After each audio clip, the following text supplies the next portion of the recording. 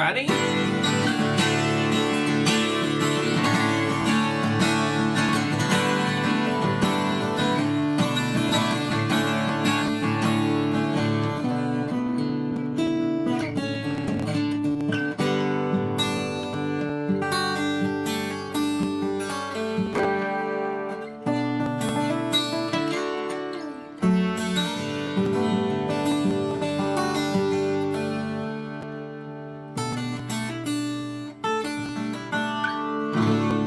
Here to the comments. How is everybody? Hello, Steven. Hello, Jeffrey. Good to see you guys. Tell me where you're from. How is life on a Friday? Are you ready for the weekend?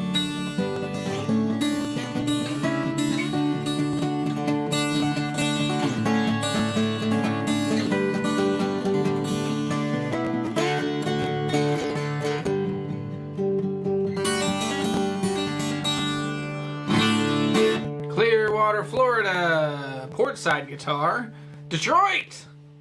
Hey, you like that thumbnail? That's I think that might be one of my better ideas I've ever come up with. I had to run into the house and I said, "Hey, I need help looking like this guy," and I had to like run back in and raid our kids' like dress up closets. It's actually still back here, back behind that light.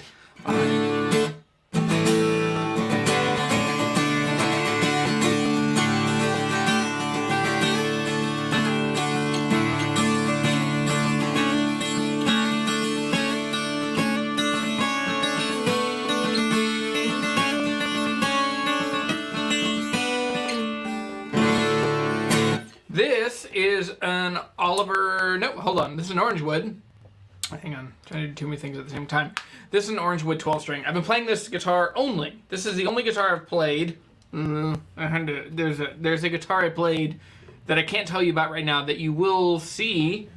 Yes, yeah, you'll see. You don't see it now, but you will next week. But other than that, I've only played this guitar all week. So, hey, William, that's a great question. I'm not a Les Paul guy. I think they're so expensive and I rarely find them. So anyway, I'm glad you're watching it work. Detroit, man, this is awesome. Tulsa, Oklahoma, Clarkston, Michigan. Where are you on the hand? Is that a thing? I had a friend in college who would always say like where he's from in Michigan. And then I had a friend who would say where he's from in Texas, like this. And then Louisiana's a boot. Virginia people always get wrong because they leave off the eastern shore. Anyway, you know nothing, Jeremy Snow. I've never watched, it's true, I've never watched, I think I watched half of the first episode of Game of Thrones. So I've never seen it. I don't really know what I'm actually referencing. What winter? They're the White Walkers. Those guys look scary. And then apparently people are really disappointed at the end. Anyway, Jeff says the last shop was awesome. Learn Misty Mountain Hop. Easy song. Yes, dude, that shop was awesome. So the Nick, who his dad owns it, he runs it with his brother. He called me yesterday and said that they've had like 40 or 50 people come that have seen the video and gone and checked it out. And that all the guitars that I wanted, that I was like, I don't know, I kind of want this. I wanted that F20. I was concerned about how bright it sounded. But anyway, so that one sold. And then my friend Gabe, who was in one of my videos a couple months ago, is just starting to make a YouTube channel. And he went by and filmed a video there, I think, as well. David! Perfect episode. Changing strings on my acoustic tonight for the winter. You changing your strings for the whole winter? You're a maniac. Sonia, hey, how are you?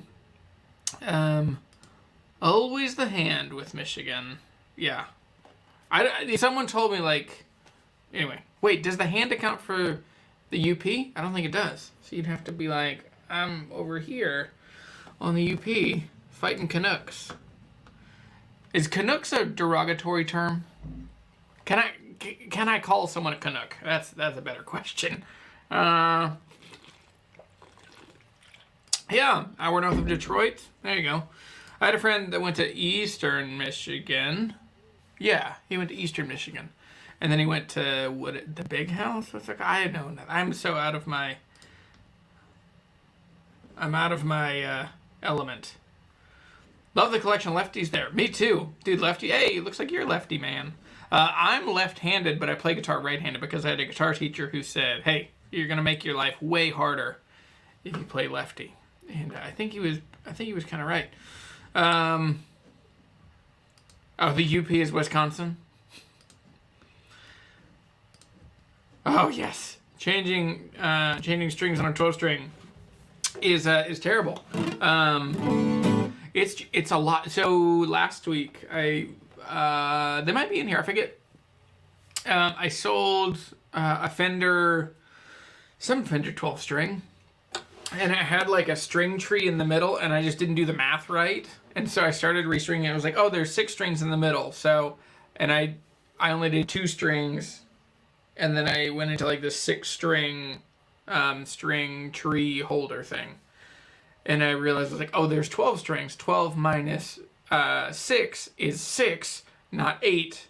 And 8 cut in half is not. Anyway, so I ended up getting off. So, like, all the strings were wonky. And it was like, they had gone through it and I'd already put them on the headstock. And so I didn't want to waste another $15 on a set of strings. So it was okay, but they were a little wonky. But, let's see. So we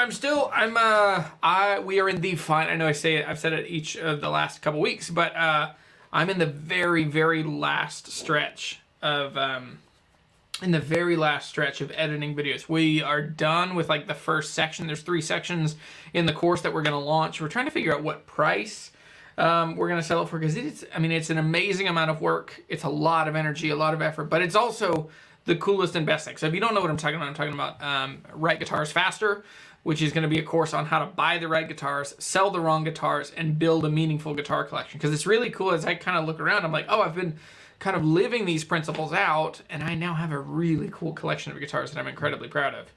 And so, anyway, so there's some questions here. Let's see. Rick Beato just put a video out and figured I'm cross-dominant. That's awesome. Okay, that's an interesting way of saying it, because I'm definitely left-handed, but I learned to do a bunch of things right-handed, and what I found is that I'm pretty well mixed up. And what really got me was when I got into photography, was that if I took pictures with my right eye, it just didn't work for me. And it wasn't until I like flipped it and put my left eye. And so I realized, when you do that, like, focus at something and look in and see what eye it goes to. For me, I'm left eye dominant. But anyway, cool. Well, Zach snagged GS Mini yesterday. Any thoughts on it? Huge tone for such a little guitar. Yes, the GS Minis are awesome. They're really comfortable guitars, and then they also, because of the mahogany top, they have a little more low end, a little more, a little more darkness to their tone. So, Jeff says there's a Canadian hero called Captain Canuck. He brings snow and good manners to everyone around the world. That's funny. Yeah, I like that.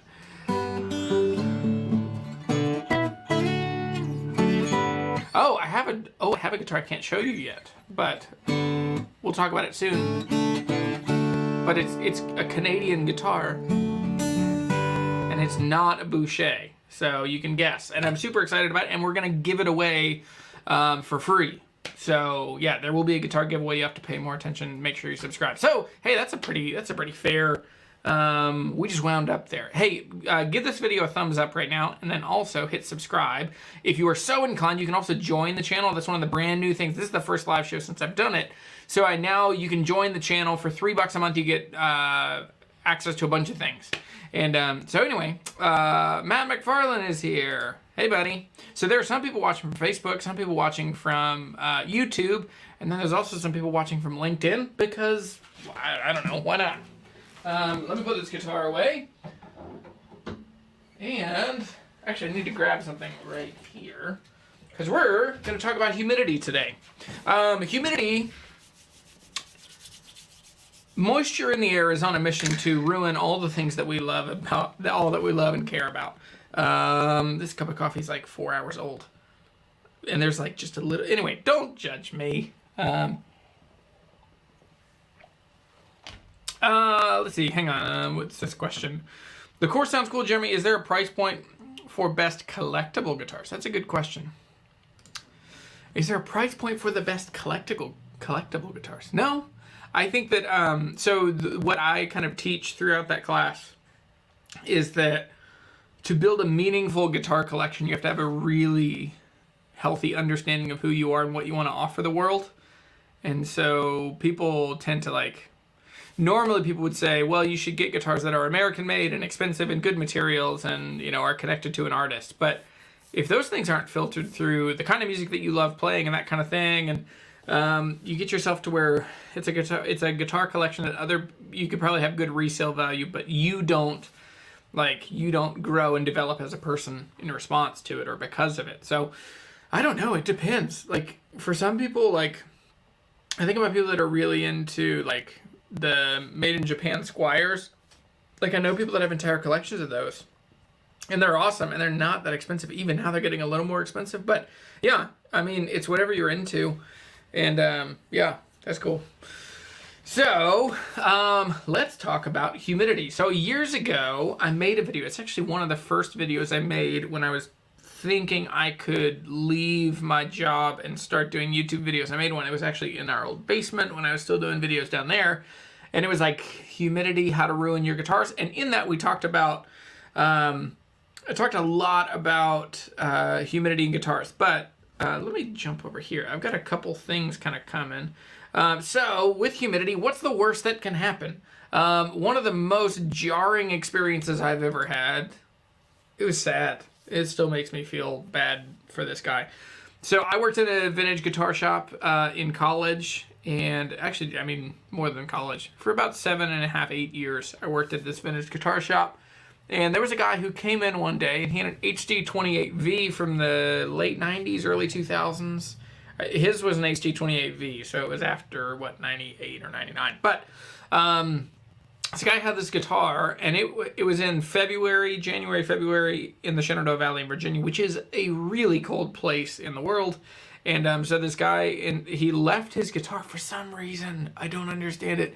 He'd been at a jam the night before, and the guitar had stayed in his car overnight, and he came to us. And so it's we opened at 10.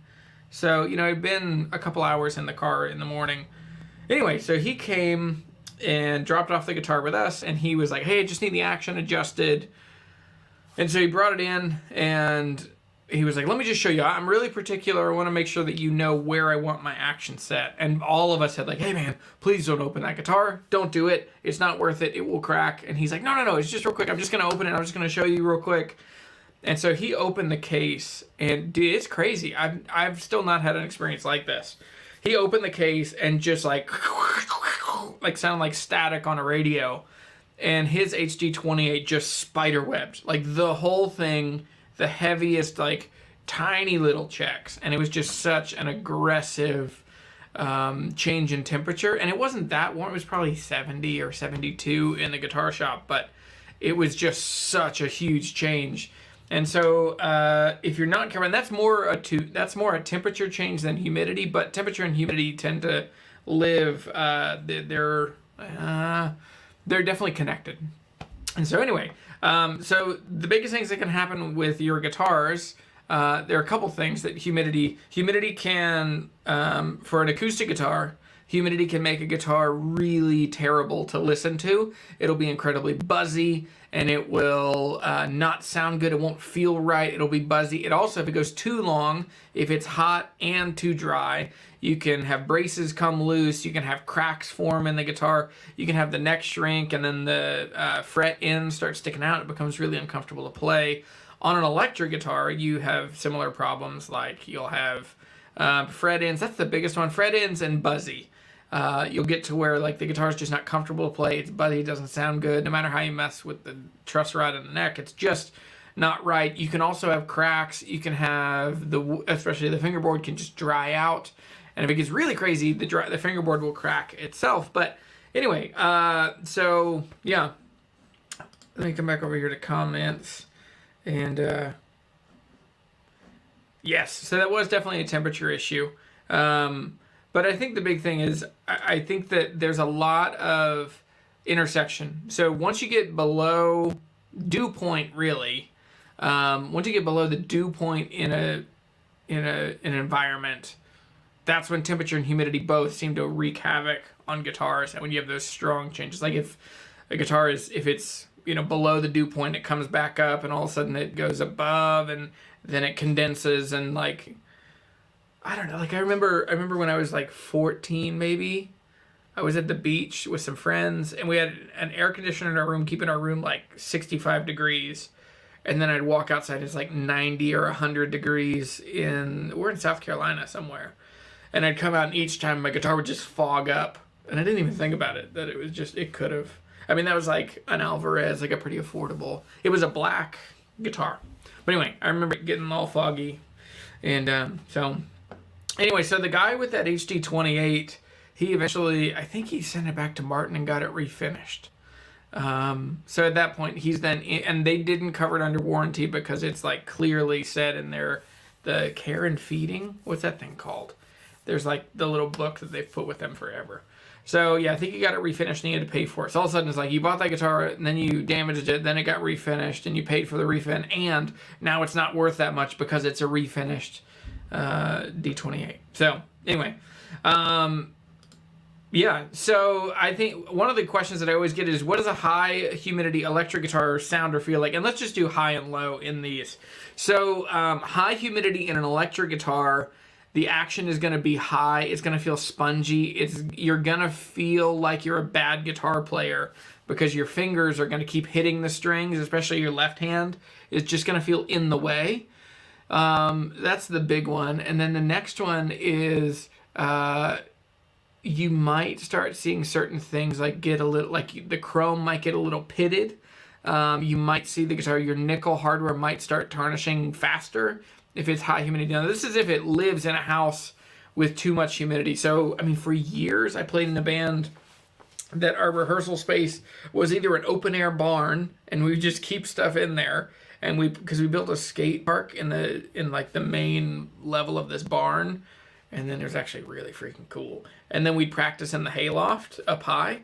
But we would leave our guitars out there, and I remember that's my Tom DeLonge. I put all my guitars away because I'm only playing the 12 string, but I was looking over here for the Tom DeLonge. But that guitar started getting kind of rusty, and it had been in way too high humidity for too long. And then, we'll answer the flip side of this question now. So what does a low humidity electric guitar feel like? So if a high electric guitar feels like you're a bad guitar player because you're always hitting strings, the other one's going to sound like you have too heavy of a hand or you're playing too hard because it's just buzzy and it doesn't sound good. It frets out. And so you're going to mess with the truss rod, and like you're going to do a setup and it's still not going to feel right. Electric guitars, thankfully, are much less susceptible to humidity changes. But all guitars are still going to freak out kind of 4 times when you get them. They're going to freak out that first winter or that first summer, and it's going to be dramatic. And then they're going to freak out just as much when you come back into the next season, into that next winter or that next summer, and then they're going to do that again the next year, so the next summer, the next winter. So there's 4 times in the pendulum swings, but each time they get a little less crazy. But most acoustic guitars, if the action gets really high, so let's talk about acoustic guitars.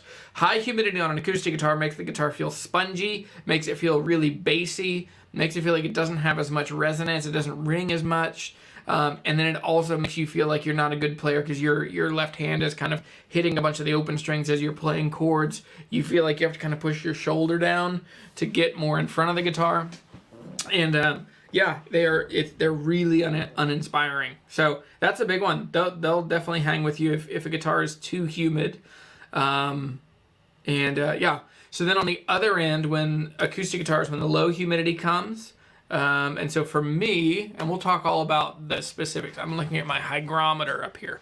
Ooh, it's warm in here. 76 degrees in here and 46. Never mind. I'll tell you all about that later. But acoustic guitars, when they get super humid, they get really spongy, uninspiring, thumpy. Strings also die really fast. Like, and that's, again, if they're living in an environment that's too humid, your strings are going to die really quickly. And we'll talk more about this space because I'm now in a standalone garage with a mini split up here. And yeah, we'll talk about that in a bit.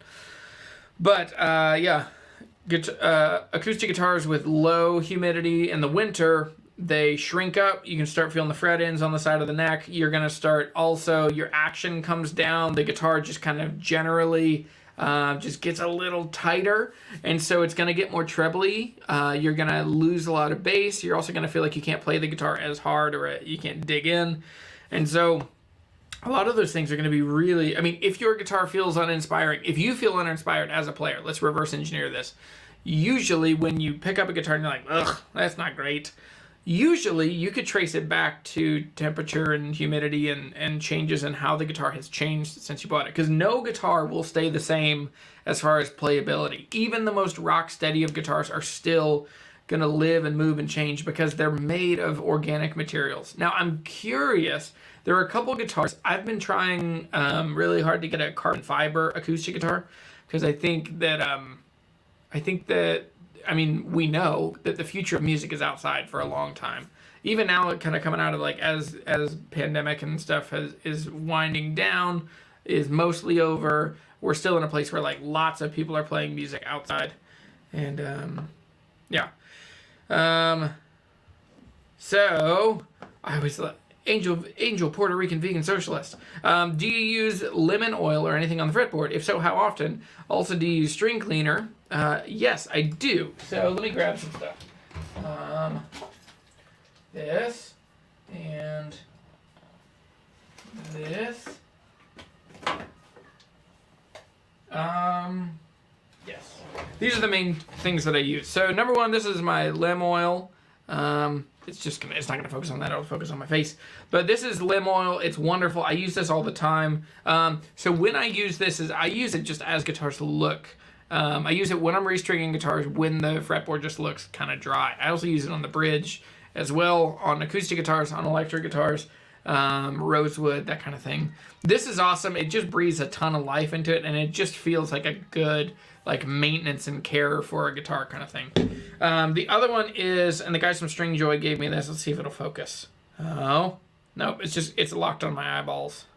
There it is. So the String Joy string conditioner. This stuff's really awesome. It works really well, and I also have a String Joy cloth. So I run this especially when I'm playing out. Usually this gets tucked in like a gig bag or a case when I'm playing out, and either between sets, sometimes between songs, I'll just take this out, and yeah, I take it out and I just run it over the strings, and then I wipe it away, and it just helps my strings last a little longer. This is more just like maintenance. It's not as much about drying, but this will also help strings last longer. So that's one of the big ones. Let's see. Zach says, I have a Martin X series. I know that it's supposed to hold up to changes in humidity. However, with Michigan summers and winters, it seems to freak out quite a bit. Yes. I mean, that's because, okay, there's a couple big things about the X series. Is yours an X1 with a solid spruce top? So there's still plenty of wood in that guitar, and the top on that guitar probably isn't bound, and so you have the end grain exposed, which means there's more humidity that can come and go in there. It will stop freaking out eventually, but I mean, that's, you know, it's still very normal for you to have those kind of things. Yeah. Oh, that's a really, really good point. So Rick says, my most expensive guitar is by far my most sensitive and temperamental. Yep.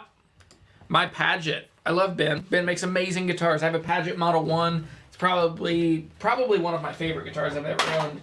And it is finicky. And it, like, I've already had to adjust the truss rod a couple times. And, you know, it's just, you know, it is a thing that's going to take a lot of attention. And, yeah, so it seems like the more money you spend. I mean, it's the same thing. My dad has a, what is it, a 91 Porsche 911. His is a 964 body, 964, black whale tail. His isn't a Target. But anyway, the thing is, like, the more money you spend on cars, the more money you're gonna spend on cars. And so, you know, and his thing is, like, his car is always like, oh, it needs an oil change because one of the plugs went bad, and the plug, and it's just, you know, so it seems like the more specialized we get in things, the more attention and maintenance they're going to take. Philippe says, do you think boutique acoustic guitars hold up price on the long compared to buying a Taylor Martin? That is such a good question. I am working on a video on this. So I have been tracking in the back of my mind depreciation of guitars for a long time, and I think that on average, I think that boutique guitars lose more. They depreciate more. But yeah, so I'm not a super numbers guy, but that's a really, really great question. I think that Martins tend to hold their value a little more, but it's also there are other variables. Like, if you're going to get top dollar out of a boutique guitar, you're just going to take longer to sell it. But so many more people know about Martin guitars, so you will get more people that will pay more and they trust it because so many more people have experiences with them compared to boutique brands. So that's why, like, if you buy a small guitar builder like a Froggy Bottom, or you buy, I mean, you're getting into rarefied air. Also, one of the guys, I think I'm going to be getting my hands on a driftwood guitar, which is, I mean, that's like the guitars that I buy, and then there's a mile until you get into driftwood, which most of the driftwood guitars are 16 to 25,000 usually, so very expensive. But yeah, so Rick Rutherford says 0042 Brazilian rosewood and spruce. That's a great guitar. Sheesh. Yes, but they would also be finicky. I mean, guitars stop freaking out 8 to 10 years in, 5 to 7 years in. But yeah. So, what damage can happen? We've talked about this a little bit. We've covered this. We've talked about this. So when you start thinking about this, you have to start thinking about humidity outside, just where you live, and that's where I wanted to get a little fancy here. So I was kind of thinking about who we are and where we live, and so I think one of them, how fancy is that thing, huh? So this is average relative humidity in the environment of the U.S., and we're going to go through Europe and Australia here in a minute. But as we go in here, you start looking, you can't see my mouse. But as we start, it's going to be useless. Okay, so all along the East Coast here, we're pretty much in that 75 to 80 range, which is high humidity. So for us, our main thing that we have to fix is too much humidity in the air. So for me, I'm always, like most of the summer, I ran a dehumidifier here in the studio. I pulled it out of our basement in the house, and I would bring it out here and I'd run it. I started because when we finished renovating this garage, and building out the studio, it was so humid in April. Yeah, I think it was April when we were doing that. It was so humid that the mud for the drywall wouldn't dry. So we ended up having to just like come out here and just suck as much moisture as we could out of the air. And so since then, I have then kind of been monitoring in here. But, so if you look at just the humidity generally outside, so for us, basically, if you are from, Texas, Louisiana, from Mimel, did you ever hear that in, like, elementary school? Like, going from the top, like, Minnesota, Iowa, Arkansas, Missouri, Arkansas, Louisiana, Mimel, that little guy facing this way, facing the other way with his belly. Anyway, so if you are like basically east of the Mississippi, you're gonna have too much humidity, and you're gonna have to have a strategy for getting humidity out of the air, out of your guitars. Now, if you're moving farther west, this is literally backwards, and it is breaking my brain. So as you move into Texas, Oklahoma, Nebraska, Kansas, as you start moving, we're getting to where relative average humidity is then around 50%. So 40 to 60 is good. That's pretty normal, and your guitars will be happy 40 to 60. You could push it to 70. Probably don't want to go into the 30s. But so you start getting to where you would, if you're in that part of the country, you would need to start kind of paying attention to maybe adding some humidity.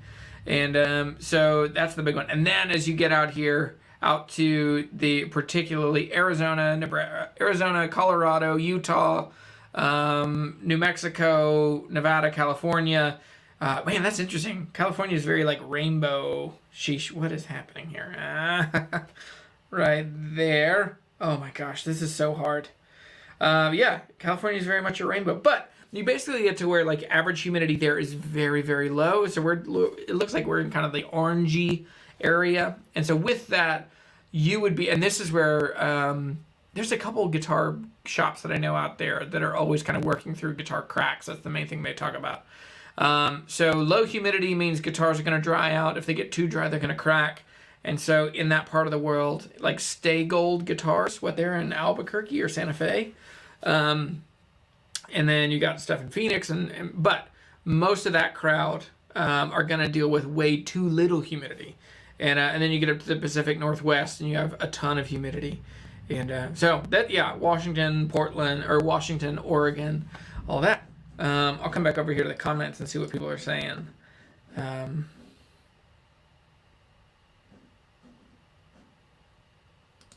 Any advice for going camping for a week or so with your guitar? Well, it depends on which guitar. Electric guitars would be fine. Acoustic guitars would probably be fine. To me, also, if it's a newer guitar, an older guitar, you'd probably be okay. Like most situations, you'd be okay. Especially like guitars can be in the really cold as long as they don't have like fast changes in temperature. Also, satin finishes, and this is anecdotal, satin finishes tend to be a little more graceful in those transitions. And the finishes seem a little like softer. I don't know if softer, but like resilient, more resilient towards like cracking and stuff. Anyway, Patrick says, my dad just picked up a super clean Epiphone L00 Vintage Sunburst. I'm very impressed so far. Those are really great. I really like the recent Epiphone stuff. They've always looked killer, but in the last couple of years, they've started sounding really good too. Alden says, I just picked up a 2014 Taylor 810, right in that sweet spot for stability. I'm thinking that's a good like workhorse, ride or die, everyday guitar. That's a good one. I've got a custom shop Martin with VTS, the torrefied top, and so that's the vintage tone system. Do you think the VTS or baked torrefied tops are better overall for tone? Yes, I do. Would you think a VTS Martin is better than a non-torrefied Bourgeois? Well, that's like saying those are very different things. I think Bourgeois makes better guitars than Martin. Most of the yeah, pretty much all the time. They're a boutique builder versus a factory builder. Even the custom shop of a factory, they're still like they're just entirely different things. Like those organizations, they run on different values, they prioritize different things, and they're limited. Smaller builders can make better guitars at better quality because the material, they get to still have a uniform experience of their brand to buy all the guitars meeting the same quality, but Bourgeois is building a couple hundred guitars a year compared to Martin, even the custom shop, is building a couple thousand guitars that year. Oh, Rick is about to test the resale value of two Bourgeois. Okay, well, I mean, right now is the best time to buy. Yeah, right now is a great time to be selling stuff. I still have a bunch of stuff for sale if you guys want. If you guys want stuff. Always feels a bit shameless. Okay, so understanding humidity outside. Let's go back over here. So if anyone here, show of hands, if you're in the UK. We've got Matt. You're in the UK, right? Yeah, who's in the UK? So, Europe is really interesting because and I couldn't find the same kind of data. I found the closest I could. This is average, this is annualized average relative humidity in Europe. And so what we see here is like France, Germany, Switzerland, Poland, Eastern Europe is a little drier than most of the continental U.S. This is more like... in the U.S., it's more comparable to what when we looked at it, it's like Colorado, basically. Yeah, if we come back over here. Yeah, so in the Kansas and Nebraska, South Dakota, that kind of area, that's more. The places that are particularly dry, the Mediterranean, especially like, hang on, Sicily, what is, oh boy, I had a feeling I would say something that I don't understand. What are these islands right off of Italy? Is that Sicily? No, Sicily's down on the boot. Guys, I've tread into Something I don't understand. So Paisley, mate.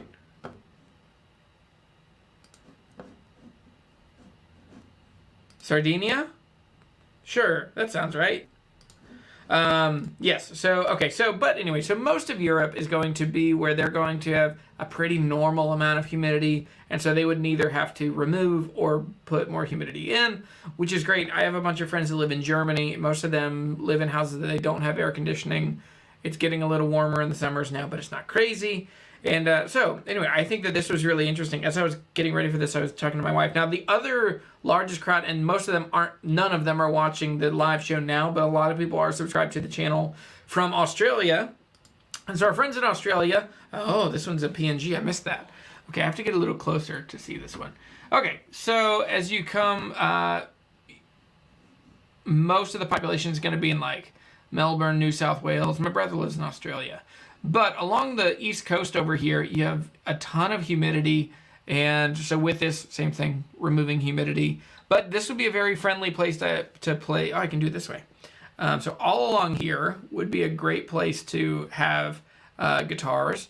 As you get into the middle of the country, particularly as you get out west towards Perth and out west, it would be particularly challenging to have guitars because it would just be so dry. So anyway, that was really interesting. So let me turn this off. I'll come back to the comments for a second. How are we in time? All right, we have like 25 minutes. Paisley, Scotland. Yes, Alden, thanks, buddy. Hit the thumbs up. Tell the world that that we need more guitar hunters, because we do. Music, friendship, it's a good thing. So, all right. Okay, yeah, so in Europe, those islands south of Italy were Sardinia and Corsica. Thank you. Simple sponge humidifier. So, with Rasmus. Hey, Rasmus. Buddy, we were just talking about this. Let's talk about humidity in Europe. So, because you're over here, right? Somewhere. Yeah, we're talking about humidity and what it does to guitars. And so, the largest thing is when you're like, you have to get an understanding of just your general climate where you live. It was very different for me when we lived in Louisiana compared to living here in Virginia. Because here in Virginia, it's very humid in the summer and very, very, like, there is no humidity in the air most of the winter because it's below freezing around here. And so once you finish dealing with the humidity outside, you then have to answer the question, like, well, what kind of heating and cooling do you have in your house or where your guitars are going to stay, you know, whatever rehearsal space you have? Because that's, I mean, it's a giant problem. Most of us, and you guys tell me, guys and girls, tell me, like, is it, my hunch, my suspicion is that most of us are going to live in houses that have, like, forced air heating and cooling. So it's an air conditioner that is either removing humidity to cool air down, or it's a heater that is removing humidity and like basically like AC systems run backwards. Like that's how my mini split up here from Daikin works. And so with that, it actually just runs backwards and like sends the heat, like it's taking the humidity out of the air that's in here and sending the heat in here and then blowing the like everything else outside. But yeah, so the most dangerous things that you can do, the most dangerous kinds of situations in a house are a wood stove. Oh my gosh, if you have a wood stove, that's a bad thing. Bad thing for guitars. For a while, we lived with my in-laws when we first moved to Louisiana, and they have like heating and cooling, like forced air. But in the winter, they like running a fireplace. And my guitars, even I had old guitars at that time. I had like, I had a 55 D18 and I had a 61 J50.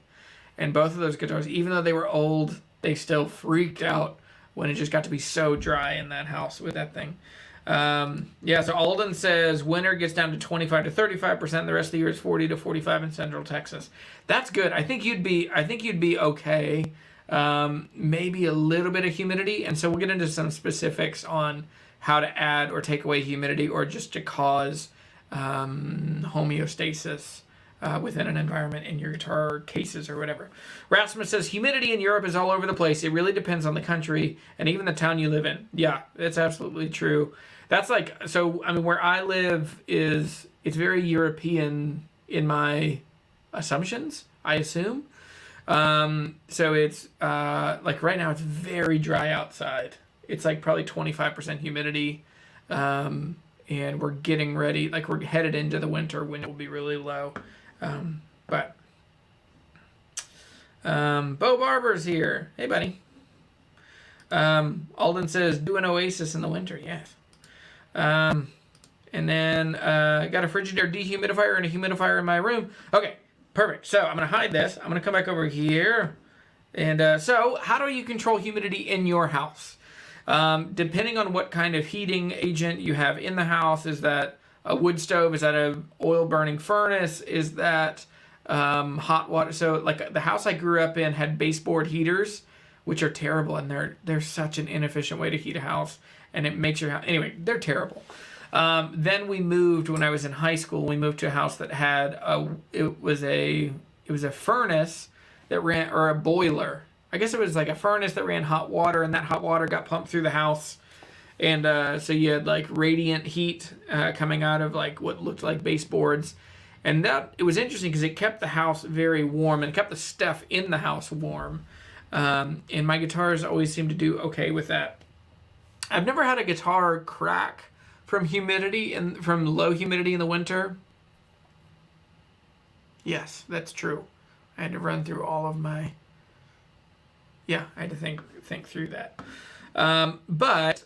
So I think, how do you control the humidity in your house? There's a couple things. I put it in here. How to control humidity. I couldn't help it. I had to use that Game of Thrones font here. So environmental monitoring, and that's where I need to grab a couple of these. So the number one thing, and there are links in the description if you want. Anyway, there are affiliate links in the description down below. If you buy those, I get a small commission. I have to tell you that for many regulatory bodies, but also it's an amazingly easy way for you to get the exact right thing, because I've already picked out which one I know is right. And also you can support me and my channel and my editor Dylan, who he's not here today, but my family, when we get to buy groceries, we thank you for helping take care of us. It's not actually 79 degrees in the studio right now. It's going up because I'm holding it. But it's also, this sits right underneath my computer monitor up here. But let me grab, so this one says 76 and 46% humidity. And I have 4 of these around. So right over here by the door. So by the door going outside, it's 74 degrees and 48% humidity. So, what are these things? Why do you have them? And how do I have them? Okay, so those are hygrometers. And believe it or not, people will correct you on the internet if you call them hydrometers. So don't call them hydrometers, or you'll get multiple emails over months. And if you leave that video up, people will continue to say, hey, you're an idiot. And those are hygrometers. So they just give a real-time reading of humidity and temperature. They're really helpful. So for me, I view this as a system from, like, I know what the weather is like outside, and then I know what my climate is, and then that informs what do I actually do once I get into the space, because I run an air conditioner most of the time. It's a mini split. It's hot air, cold air, but it's dry air is the way that it works. Rasmus has a great question. So, individual monitoring, you start getting into things like the Humiditrack. And so this is the Diodario Humiditrack. This is a little Bluetooth hygrometer. The same thing as the others, but this one runs on Bluetooth. This one tracks humidity and temperature, and it runs on an app on your phone. Actually, I haven't used this thing. I made a video about it. I haven't used it since because I haven't needed it. Do I still have it? I might have to download Humid. I might have just downloaded this app. I thought I had it.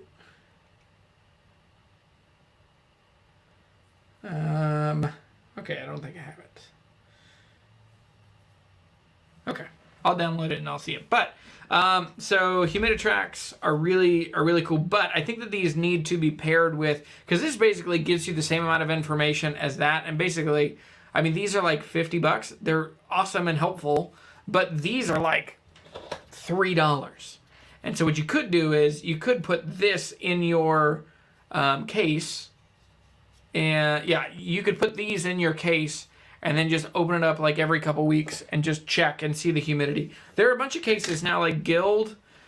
Guild is offering cases that have the built-in hygrometers, and then they also have the built-in like sponge things that hold water in there. So there are a couple ways that this works. So individual monitoring on guitars, you can monitor these, but this doesn't actually like add or remove humidity. This is just giving you data to tell you if you need to put a passive diffusion kind of system in there. And so you have ambient or passive diffusion, which is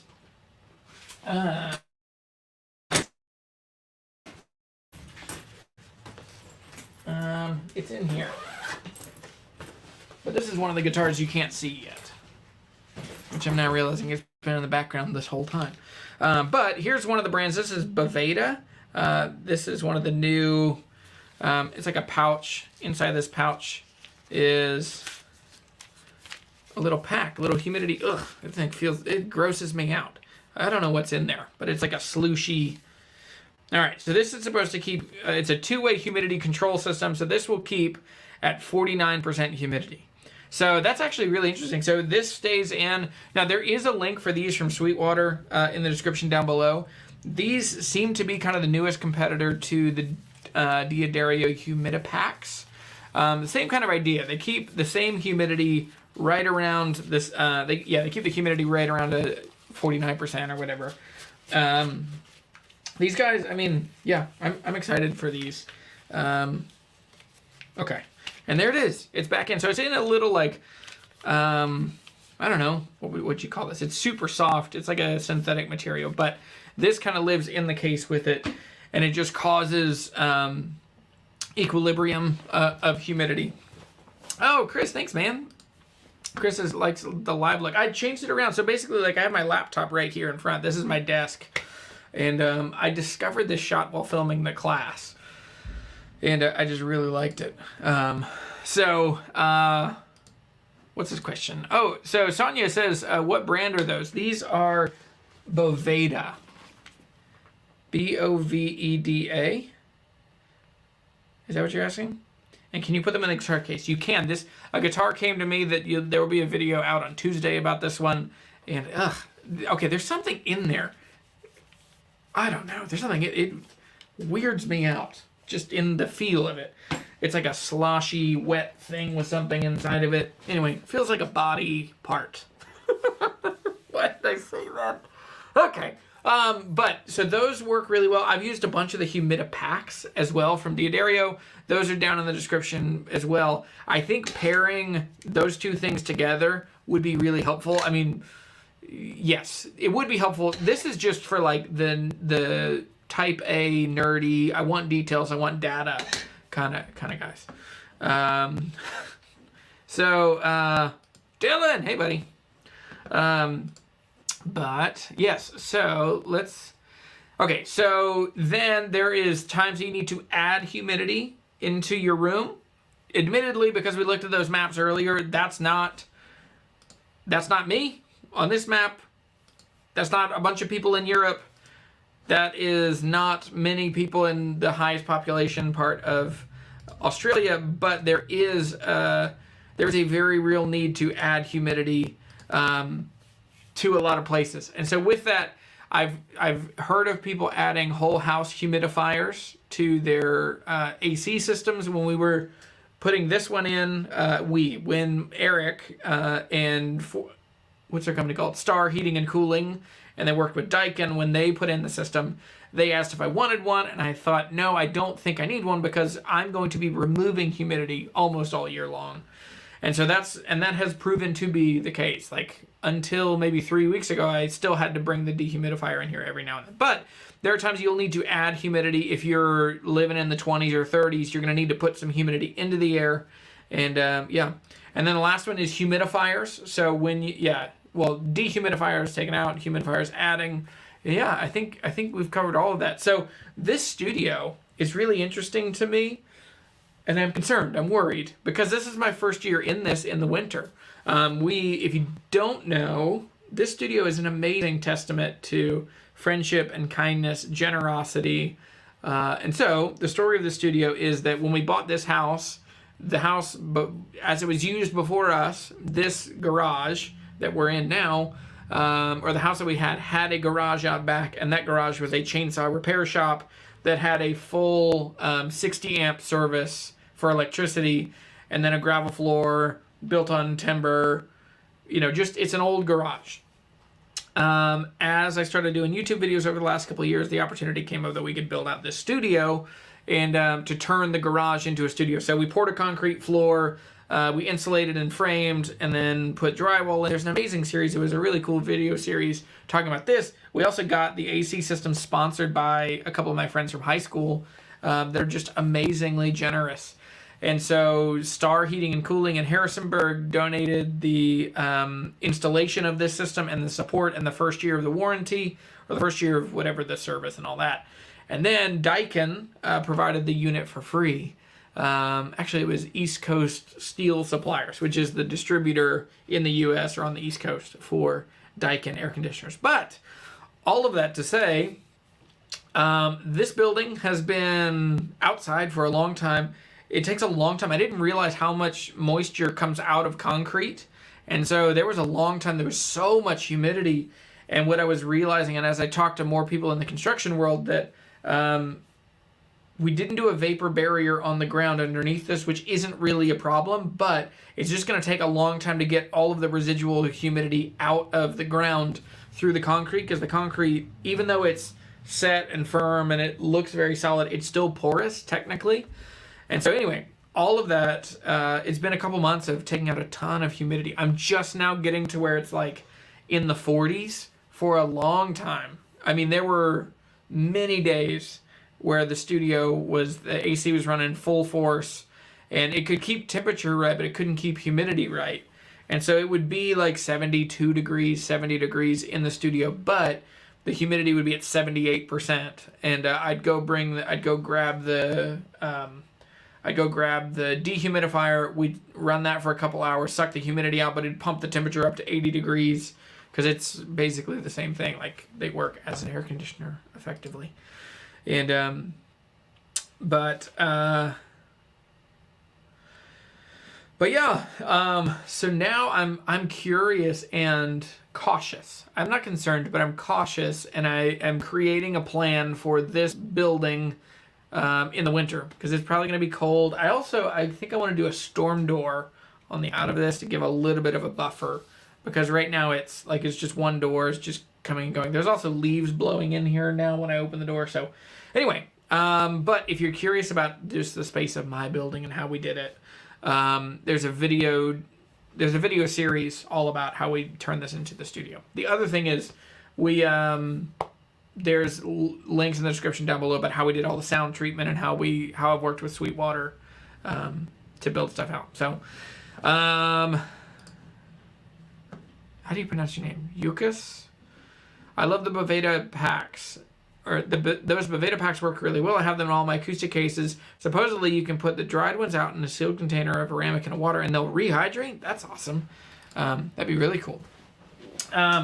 So yeah, I think one of the last things I wanted to talk about, and then we can do some more questions. One of the things that I kept thinking about is I am of the conviction, like it feels like an actual conviction, that I think that you should hang up your guitars. I think that they should be out on stands or on wall hangers. I'm a huge fan of wall hangers. And because I think the guitars that are out get played more. I think the easiest deterrent to you playing guitar is the 20 seconds it takes for you to get it out of the closet, out of the case, put it on the bed, open it up, get it out, get it tuned up. I think that if you can do that in 20 seconds, you're amazing. That minute, I think that that's the biggest threat to you playing guitar regularly. And so I think I'm convinced that you need to have guitars out, but that involves some real problems, which is if you have a house with a wood stove, don't do that. There was a guitar I worked. That's a guitar. There was a couple years ago I did a guitar. It was a Wagner. It was a locally built guitar here in town, and I could tell. I've had a couple guitars come in. I'm like, there's something really wrong with this guitar. It's just so buzzy and so uncomfortable to play and stiff, and it sounds brittle. And both of those were kept in houses that were that had wood stoves. And so it's just like incredibly hot, incredibly dry air. And guitars just don't like that. So, no! Don't believe the lie. My skill level is the greatest impediment to me playing. Don't do that. Here's the thing. If you play more, I guarantee you'll get better. If you play with other people, I guarantee you'll get better. Find ways to keep guitars as a regular and frequent part of your life and your day. If you're a Christian, if you're a religious person, I mean, just add music into your life. One of the easiest ways for me is that every day we do morning and evening prayer. And so we're going to sing a hymn. I'm going to play a guitar, and we keep it like we have a guitar hanging in our dining room. So to me, it's like it's an easy way. Like at minimum, even though my job is being around guitars, playing guitars, making videos about guitars, I still play a lot, but it's so even in that world, at minimum, I'm going to play guitar at least probably 10 or 15 minutes. So there are other ways. If you, I said the last one, there are certain kinds of humidifiers that would work well. You could do, so we talked about these.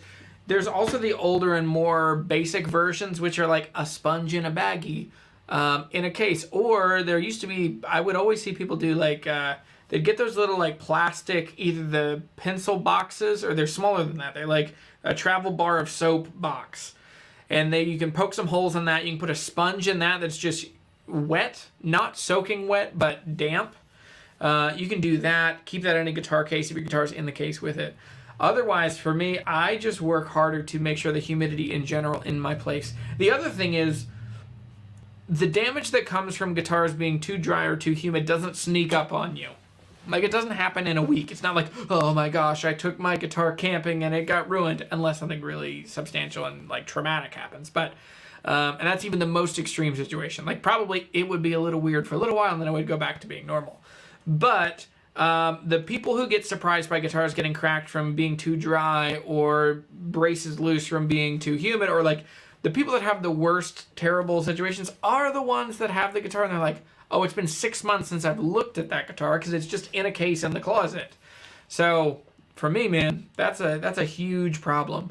So I think it's like that dumb meme that like, if you're cold, they're cold. I saw a picture of a bobcat, or it was like a mountain lion sitting on somebody's porch, and it was like snowy outside. It said, if you're cold, they're cold.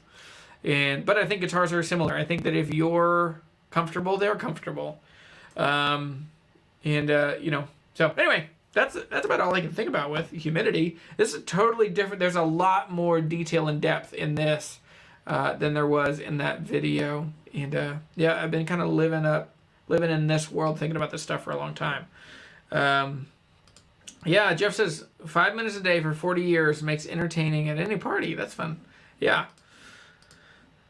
I know you got rid of the M20. I didn't get rid of it. I had a friend who'd been on a waiting list for a year to buy one, and he just said, hey, can I please buy it? And I still have one. I still have this little tiny one, this replica. But I know you got rid of the M20, and I posted this before. I wanted to say it's my favorite guitar to play still. Every time I pick it up, I'm grateful that I saw your video about it. Dude, me too. I'm so glad that you got that guitar. I love it. I would love to have another one. I mean, I have a wife and 3 kids, and the way I take care of my family is YouTube videos and working with guitar brands, helping people find the right guitars. And I wish I could keep a lot more guitars, but in order for me to keep doing this, I have to make money, and at that point, I wasn't making enough on ad revenue. I'm still not making enough on ad revenue. But with that, it was just a friend offered, and I could make his life better by giving him a guitar. It would free up a little bit of cash for me to then move on to the next one.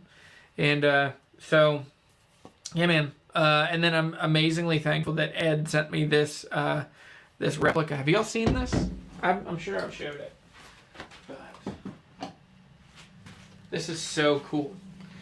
So this is made by Edward. So Edward made a complete replica of my. Let's see if I can get it to focus. Yeah. So it's this tiny little replica. And what's crazy is everything is so specific on this.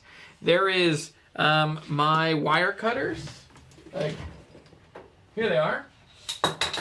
So here's my snips. Focus. I don't know if it's going to focus on that. So there are my wire cutters. And then in there's my snips. It's from the video. The other crazy thing is this replica of the guitar. What's crazy is on the inside of this little replica in the guitar is this, like, it is the serial number of mine. And yeah, so Reed has that now. I've told Reed that I want to buy it back, and he said no. And so if he ever says yes, he told me that he would let me know.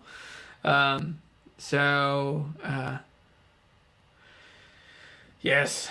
Okay. Hide current comment. I need to drink some water. Been talking for an hour. So let's do like 5 or 10 minutes of Q&A.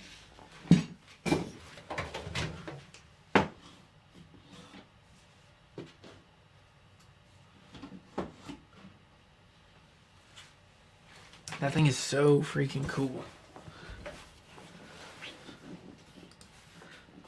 So is this. Lane Tracker says, my local guitar shop doesn't use a humidifier or dehumidifier. I just saw some Twisted Necks in a shop. Twisted Necks? That's an interesting...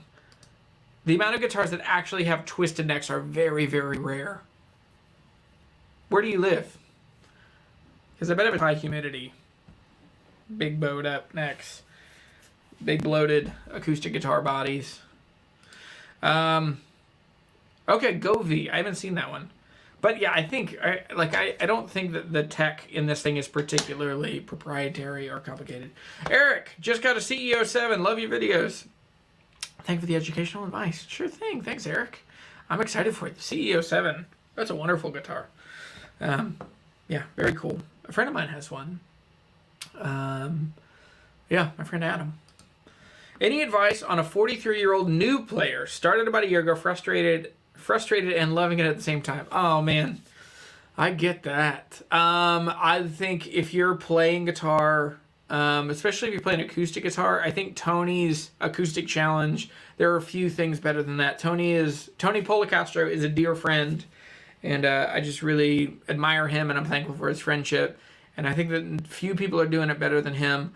There's some other really great lessons. I mean, the big thing with acoustic challenge is helping get you into a place of growing and learning and developing the skills that you need to play with other musicians and giving you opportunities to play with other musicians. I think that's a big thing. Yeah. So yeah, keep mine at 50% humidity and 75 degrees year round in my music room. That's killer. I think they'll be pretty happy in there. I keep humidifying my 61. Hey, I used to have a 61 Gibson J50. Did you buy mine? I told Jeff. I've told him he should get a humidifier. Yeah. Are Waverly tuners worth it? There's some really good. Yes, they are worth it, but there are other great options that are half the price. I mean, the regular Grovers, the 18-1 or 16-1 Grovers, the nickel-plated ones that Stu Max sells, they're really great. I wouldn't worry.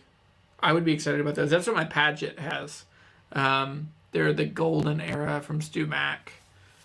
No, maybe they're not golden era. I don't know. Do you know, have I connected you two? Ben Padgett, you might be in here. And Rasmus. You guys send each other a message. He's got some really great ones. I think. Hey, Michael! Glad you're here, man. Thank you. That's very kind. Twisted Necks mean green woods and twisted grain. Yeah. I've only seen a couple that actually are twisted necks. Usually they bend this way, they don't bend that way, in my experience. Michael, how do you handle managing humidity in a room and then going to a different location? Guitars are pretty slow to respond to immediate changes in location. So, like, for me, I keep my guitars in a 40 to 60% humidity, and then I keep them in, like, 70 to 75 degree temperatures, and then I take them outside to play, or I take them, to other places. They don't freak out quickly. Younger guitars freak out more quickly. Older guitars are a little more chill and slow on the uptake to freak out. I would say if you're going to a place for a couple weeks or something, but even then, you should be fine. I wouldn't worry too much about it. The big things like what would change with humidity, it's mostly going to be the relationship between the body and the neck of the guitar, and then with the relation being the action. So being able to adjust your truss rod or adjust the bridge. Either of those. So I just kind of hang on to a truss rod wrench, and if I need to give it a little quarter turn here and there, it's not the end of the world. Yeah, Lane, I feel bad for new players who go to buy acoustics and they're super dry here. That's true. And it's good that that's on your radar. And I'm glad to hear that you have empathy for other guitar players and it being harder for them. So that's good.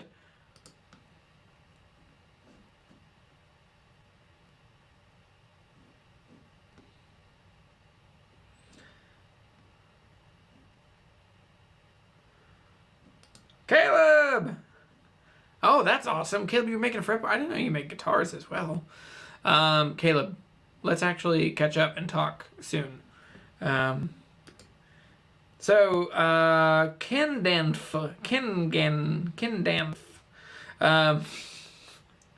Kenda NF. Do you use Elixir or coated Diodarios? I just noticed the strings looking like the coating was coming off. Do I wipe that down after use? Just wondering if the cost is worth it versus uncoated. I pretty much only use coated strings. I use Diodario EXPs. I've never found them to come uncoated or to get shaggy like Elixir strings. Elixir strings always. The poly, there's two versions. There's the poly web and nano web for Elixirs. For the poly web, it's a thicker finish. It seems like it's like wrapping the whole string, and with that they get a little shaggy. Those strings, they're very bright, and so if you put them on a dark sounding guitar, they work really well. I really like Elixirs. I like coated strings. I like how long they last. I have pretty sweaty hands. It all depends on just the chemistry of your body and your sweat. I kill strings pretty quickly. So, yeah, for me, I think the juice is worth the squeeze on coated strings. I like the Diodario EXPs because they're a lot more affordable. They're like $9 or $10 for a set. They work really well. And yes, I wouldn't worry too much. It depends on, Elixir, Diodario. There are other ones. The non-coated strings that I like a lot, I really, really like the Diodario Nickel Bronze because they're kind of old and retro and funky, and they feel and sound like old guitars. And so I like those a lot. Hey, Michael! Thank you. That's so kind.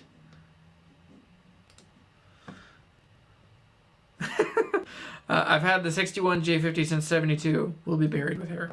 That's funny. Okay, so it's not mine. That's awesome.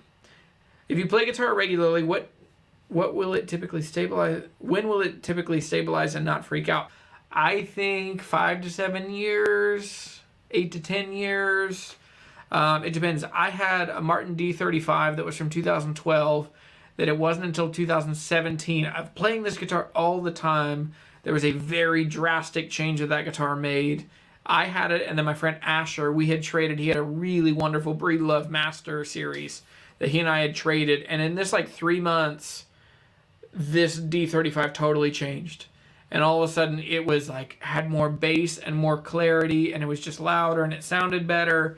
And it stopped needing to have the action moved up and moved down and tweaked and pushed around. So it takes a while, but it's definitely, it'll get there. Yeah. Alden says, pet peeve, looking for used guitars, dead grimy strings almost every time. Yes. Dude, it was amazing. The Philly Guitar Show that I went to last week, and I didn't really explain it. That was all on my phone, so that's why it's pretty shaky, and we're just kind of wandering around, but it's just, yeah, me walking around on my phone. And but at the Philly show, I was shocked at how many guitars had dead strings like the morning the show opened, and it was really interesting to me, and then a lot of them played really badly. Like there was a country and western that I dreamed. It's like probably my dream spec. Really cool looking guitar, and it's in that video, and it was buzzy the whole way up. Like the G string buzzed from the 1st fret all the way up to probably the 14th fret where I played it. But yeah. Matt says, when the time is right, I will get rid of all my guitars and buy a vintage one. And then that's me, maybe. Yeah, well, the other way you can do it, and in the course that I'm launching in Write Guitars Faster, we're going to talk about sinking funds, how to put money into an account, how to build in financial rhythms and disciplines into your life so that without asking your family or everyone to sacrifice you to come up with a large amount of money, you can build momentum to where you can buy a $3,000 or $4,000 guitar. Like a normal person could spend $3,000 or $4,000 on their dream guitar, and it wouldn't kill you. It just takes making a plan, sticking to it, working hard, and then reaping the rewards of a really good financial decision. So, Lane, thanks, buddy. That's very kind.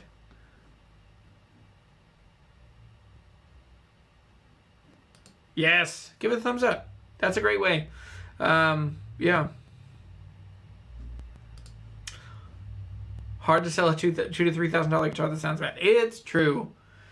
But there are a lot of them. There are a lot of guitars that are real expensive and are technically great guitars, but just don't sound that good. So anyway, this has been an incredibly fun afternoon. I still have just a little bit of work to do before I get to soar off into the weekend. But I'm very thankful for all of you. And thanks so much. Also, let's see, one last question. I have a Martin Modern Deluxe D18 that I love. I'm thinking about buying a Modern Deluxe OM28. Have you played one? What are your thoughts on them? I have played a couple of the Modern Deluxes. They are really wonderful. I think that's the best. It's the best move that Martin's made to get people that are probably going to wind up buying a boutique guitar to stay with Martin. And it also is the best chance that they have of continuing to innovate and make cool guitars presently and not feel as burdened or tied to tradition. They're very cool. I think having a D18 and an OM28 would be a good dichotomy. Those would pair really well because they're very opposite in their tone and structure and playability. Would they be the same scale length, different materials, different body size? Yeah, that would be it'd be a cool, like, because you could play each one and they sound like themselves, and you could play with how you play them and meet more in the middle. So anyway, Pablo met me at the Philly Guitar Show. Dude, it was fun. There were so many people that came up and said, hey, it was really cool and very humbling. Like, I'm a very normal guy who just loves guitars and wants to help people learn how to find cool guitars, build cool guitar collections, make meaningful friends along the way. And, yeah. So. Yes. Connect with a good luthier in your area and ask questions. That's true.